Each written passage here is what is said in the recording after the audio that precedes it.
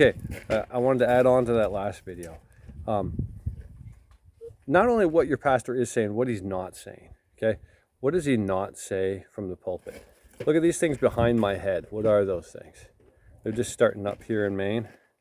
Again, those are chemis.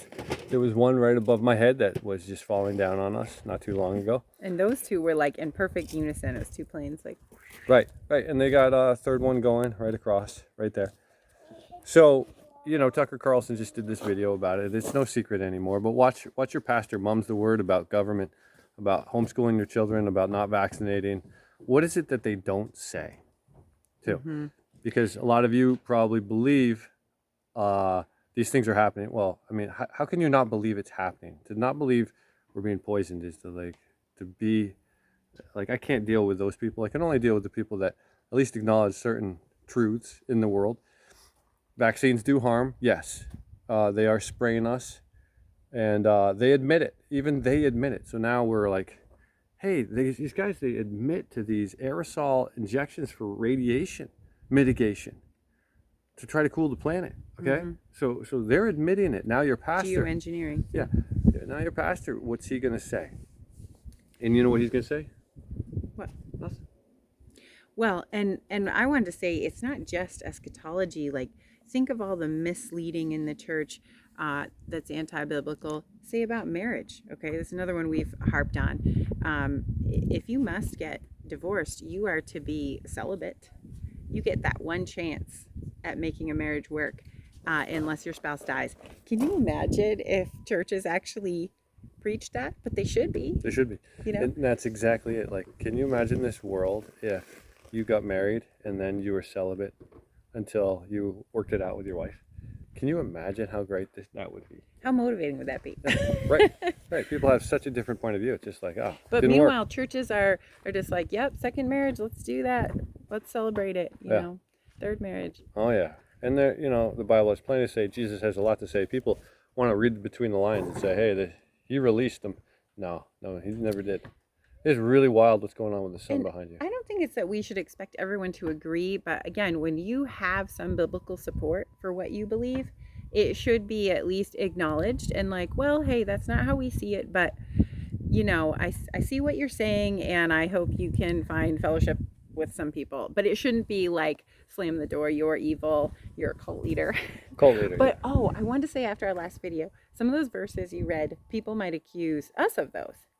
And in that case, well, you put it well. It's like, find some biblical support of why we're wrong, and then good riddance, to us, right, exactly. too. You should be judging us. You should be. And actually, the same people that say don't judge will actually then judge some people, us being in that crew. But they're afraid to judge other Christians, and I don't think that's. We're supposed to. What's that word to the brethren? I want to say invoke, but that's totally the wrong word. We're supposed to advise each other and rebuke this and that. Well, again, if you put everyone that says Jesus into the same category like a Christian, then you're all of a sudden LMAS. You wouldn't say anything against him. Bar Jesus, he'd be your bro. No, we have to be able to make judgments, especially in light of when we live, because that's how they are deceiving people, is to do this. So Cappy's gonna pee on you. You better not. No peeing, Cap. Those are new boots, so he likes to pee on new boots.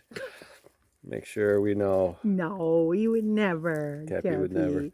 All right, so look at they've been at it while we've been talking. A few more. Done. All right. Oh, and somebody said Beth needs to shut the hell up. Women aren't supposed to talk to teach. And to that. I'm not teaching. I'm just talking on YouTube. Right. Oh my gosh, this person must have a heyday with the world. And they believe in little season eschatology, which then means that you believe that during Jesus' reign, women were silent too. There are plenty of which let me just go on that up for a little bit. If you believe the 1,000 years is past, if you believe 1,000 years is in the future, then you got a point, and we could talk a little bit.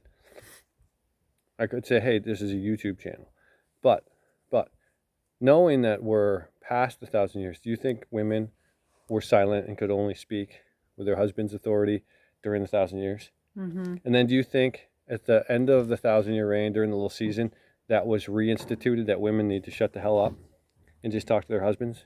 And whenever you think it is, you should also, while you're instructing me, talk to all the women prancing around on stage in 501c3s, praying and singing and making men think about other things while they're praising the Yeah. sweet lips of whatever. Yeah. Didn't that used to be awkward back That when was we awkward, went, yeah. when there was women that were like, you're like, oh, look at those pants. What are we doing here again? It's ridiculous. What a ridiculous I'll world. let you speak for men, but Well, and to think that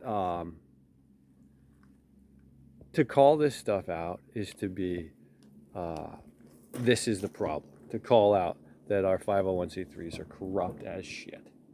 we're That's gonna the get problem. we're gonna get some people saying all kinds of things to us for saying that. Oh, So yeah. Well, I mean, whatever. like with what they do and all the denominations and all the garbage, and we're saying, hey guys, the whole thing, light a match, it's all crap.